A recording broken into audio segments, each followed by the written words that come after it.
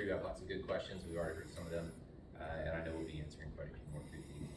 My name is Jordan Buss. I lead environment, health, safety, and medicine for SpaceX.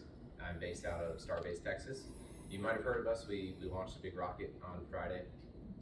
Went really well. The team right now is actually trying to fish the ship out of the Indian Ocean, which is an exciting problem to have. On to these things here. I'm really thrilled to be able to share with you a little bit about how we focus on environment, health, and safety, and then also how we integrate with the communities where we are. From a conservation perspective, I think Riley put it really well.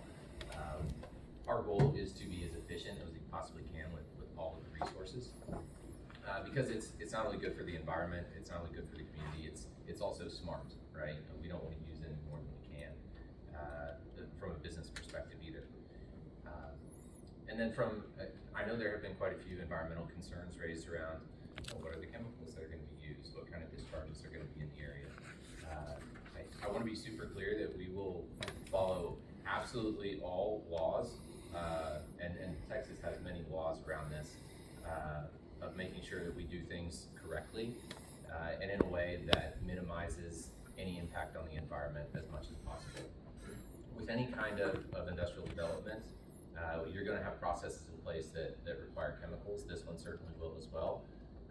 Chip manufacturing is a very technical process, and the tools are very technical as well. And the exciting thing about that is they're incredibly advanced and high tech in the way that we are able to use the chemicals that we have to use for these processes. And they're also designed to actually make sure everything is contained and handled and disposed of properly. So it's kind of interesting because just the way the industry works and how advanced it is, we are really at the cutting edge of making sure that we're environmentally friendly, whether we want to or not. Now, as SpaceX and Tesla, we always want to be right at the leading edge of that anyway. So that fits really well with our moral perspective. We design closed loop systems. You talked a little bit about water, and our goal is again to build our systems as efficiently as possible and include as many closed loop systems as we can. We've also gone through a host of environmental studies on the property.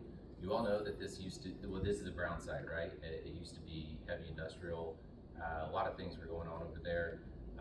And that's actually one of the things that's appealing about this site. This isn't a greenfield site. Looking at going from being a coal-fired power plant to what we're going to do, this is actually, it's going to be, from an environmental standpoint, much lower impact than what was there before, and much higher efficiency, even from a power generation standpoint. We've gone through endangered species assessments, we've gone through wetlands assessments, we've gone through cultural studies and surveys to make sure that everything that we're doing out there and are going to do out there is in line with what the right thing is to do, not only from a legal standpoint, but from a community standpoint as well. That includes the groundwater analysis that Riley mentioned.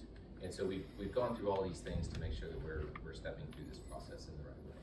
Any additional land that we work towards as well, we'll go through all these environmental assessments also. I've heard lots of questions about, okay, what is